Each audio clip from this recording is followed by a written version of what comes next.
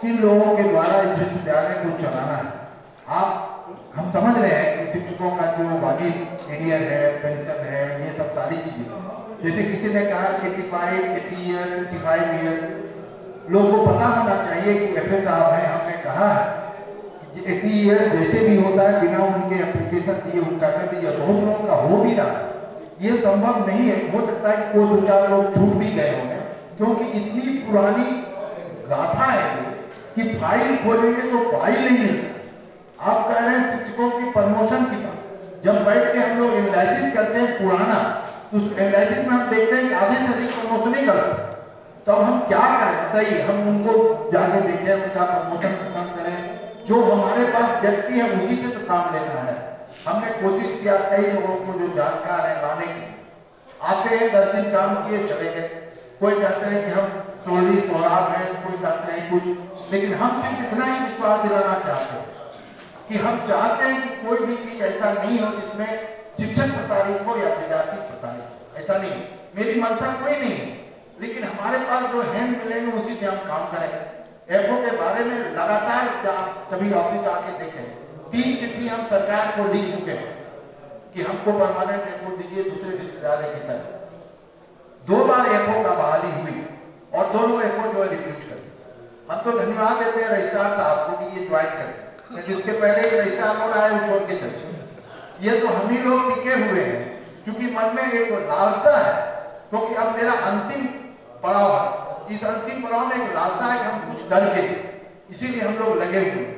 और आपकी जो समस्या है उस पर हम जरूर ध्यान देंगे और 15 दिन हमको आप समय दीजिए और जो आपकी भावना है उसको हम कदर करते हुए अकॉर्डिंगली हम काम करेंगे। और अभी भोजन ठंडा हो रहा है और इसको बजट को पास आपको फिर आएंगे, दोबारा आएंगे।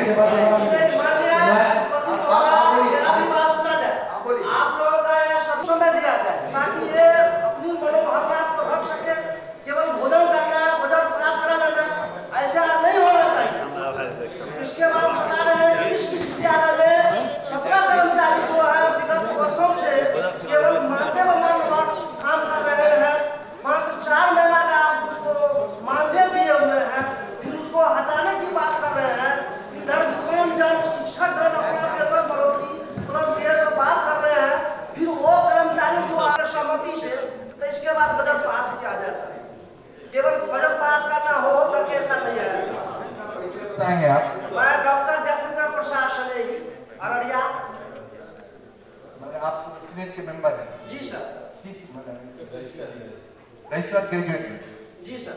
हाँ बेटा, ऐसा है कि ऐसी मंशा मेरी नहीं थी कि आपको समय नहीं है, लेकिन जो जरूरी कार्य था उसे करने के बाद हम आपको सुनने के लिए हमेशा तैयार रहते हैं।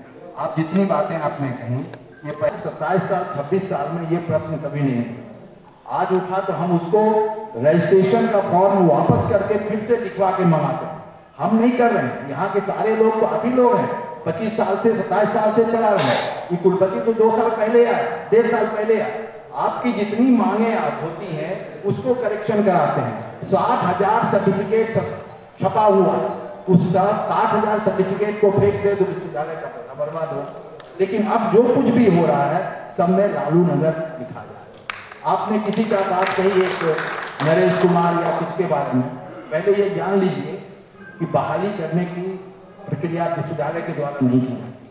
बहाली लोक सेवा आयोग से हो, और जो कोई व्यक्ति आज से 30 साल पहले बहाल हो गए उसको आप कहते हैं हटा दीजिए, और जो 17 कर्मचारी जो कभी किसी ने रखा नहीं, किसी ने उसको अपॉइंटमेंट लेटर नहीं दिया, किसी संस्था ने नहीं दिया, उसको आप कहते हैं रख लीजिए।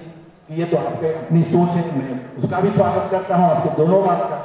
इसलिए आप चिंता न करें, आपको और कुछ कहना है तो कृपया लिखित आप दे दें, हम जरूर उसका संज्ञान करें। मैं आपकी बात करना चाहूँगा कि हम लोग एक ही लोगों से काम कर रहे हैं, अहर्निशम सेवा में है, रात दिन सेवा में, और इसके अलावा कुछ नहीं। और थोड़ी बहुत जो कुछ कमी है उसको पूरा करने का माननीय सदस्य डॉक्टर परमानंद यादव से सदन में सदैव कार्यसूची के रूप में विभिन्न प्राधिकारों, निकाय समितियों के कार्यनीति के अनुमोदन की प्रस्तुति हेतु आमंत्रित करता हूँ। ठीक नंबर आवे तो तम कथी सदस्यगण, मैं पहले ही अभिवादन कर चुका हूँ, इसलिए उसको दोहराना। विभिन्न प्राधिकारों, निकायों, समितियों के संपन्न बैठक के कार्यवृत्त के अनुमोदन का प्रस्ताव प्रस्तुत कर रहा हूँ, जो दिनांक 3/2/2018 अर्थात गत सीनेट की बैठक के पश्चात संपन्न हुई है। प्राधिकारों, निकायों, समितियों के कार्यवृत्त के मुद्रित कॉपी माननीय सदस्यगण को हस्तगत किया गया है। कृपया अनुमोदन प्रदान करने की कृपा की जाए। इवनिंग कॉलेज मधेपुरा, सारे ये इवनिंग कॉलेज हैं और एक है वुमेन्स कॉलेज मधेपुरा। 6 कॉलेज है। ऐसा हुआ है कि राजभवन से एक पत्र आया था, उस पत्र के माध्यम से था कि नवंबर में सीनेट कराइए, आप प्रपोजल दीजिए, नए के लिए ये सब था। लेकिन ये जो कॉलेज है ये पहले सरकार के यहाँ भेजा गया था सिंडिकेट के द्वारा पारित करके। सिंडिकेट से जब पारित होकर गया तो वहाँ से उन्होंने वापस कर दिया कि आप सीनेट से इसको पारित कराइए और 15/1 के पहले करा लीजिए।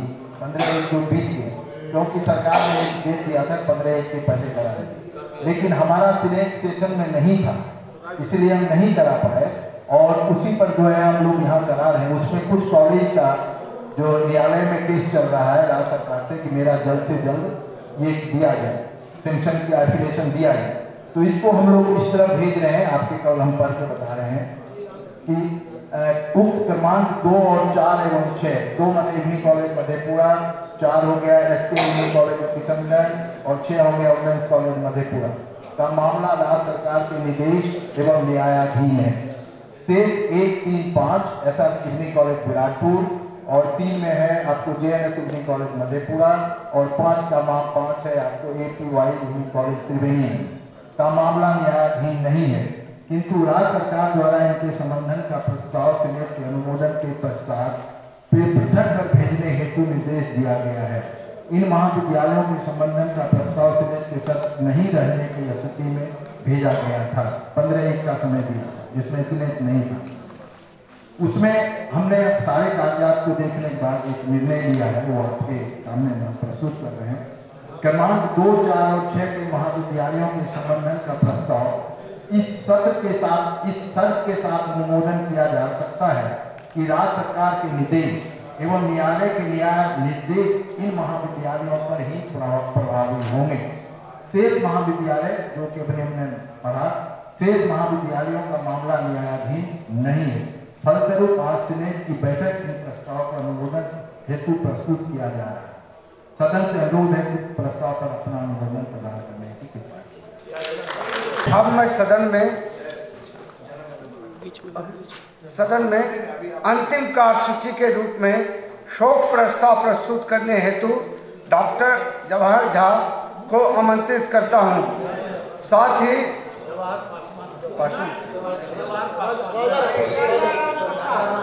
डॉक्टर राजाराम को आमंत्रित करता हूं। साथ ही शोक प्रस्ताव प्रस्तुति के पश्चात सदन में 2 मिनट के लिए मौन धारण करने हेतु माननीय सदस्यगण से निवेदन करता हूं। नाम परिवर्तन हुई ये भी सुनने को मिला। माननीय अध्यक्ष महोदय, प्रतिकुलपति महोदय, कुल सचिव महोदय एवं सभी माननीय अधीक्षक के सभी सम्मानित सदस्यगण का मैं हार्दिक अभिवादन करता हूं, अभिनंदन करता हूं। सदन के अंतिम कार्यसूची के रूप में मैं सदन में शोक प्रस्ताव प्रस्तुत कर रहा हूं। आप सभी माननीय सदस्यगण से निवेदन है कि नाम पढ़े जाने के पश्चात दिवंगत आत्मा की शांति हेतु 2 मिनट का मौन धारण कर श्रद्धासुमन अर्पित करने की कृपा की जाए। धन्यवाद। दिनांक 3/2/2018 के पश्चात इस विश्वविद्यालय क्षेत्र अंतर्गत मृत शिक्षक, शिक्षेतर कर्मचारी, गण्यमान्य व्यक्तियों के आकस्मिक निधन पर इस सदन में शोक प्रस्ताव प्रस्तुत कर की शांति हेतु हम अपना सादर नमन अर्पित करते हैं। अब मैं उन दिवंगत आत्मा के नाम पढ़ रहा हूं। क्रम संख्या 1 जी, स्वर्गीय अटल बिहारी वाजपेयी 16 अगस्त 18 को पूर्व प्रधानमंत्री दिवंगत हुए। दूसरा, स्वर्गीय जॉर्ज फर्नांडिस पूर्व मंत्री भारत सरकार। स्वर्गीय अमर शहीद जवान भारतीय सेना दल। स्वर्गीय प्रफुल्ल चंद्र यादव सेवानिवृत्त शिक्षक पूर्व BNMU मधेपुरा गुलाम शासक। स्वर्गीय महाश्री प्रसाद यादव व्याख्याता इतिहास विभाग आदर्श कॉलेज गैराज। स्वर्गीय विभीषण यादव व्याख्याता भूगोल आदर्श कॉलेज गैराज। स्वर्गीय हेमराज यादव व्याख्याता जंतु विभाग आदर्श कॉलेज गैराज। स्वर्गीय आनंद कुमार सहायक KP कॉलेज मुरलीगंज। स्वर्गीय Rajiv PTI TP college Madhepura. स्वर्गीय अभय कुमार यादव आदेशपाल TP कॉलेज मधेपुरा। 11वां पुलवामा में शहीद हुए हमारे सैनिक नौजवान शहीद 40 शहीद 14 फरवरी को शहीद हुए हैं। इसके अतिरिक्त पश्चात भी अन्य कई 4 जवान शहीद हुए। उस शहीद जवानों को स्वर्गीय नामवर सिंह साहित्यकार आलोचक,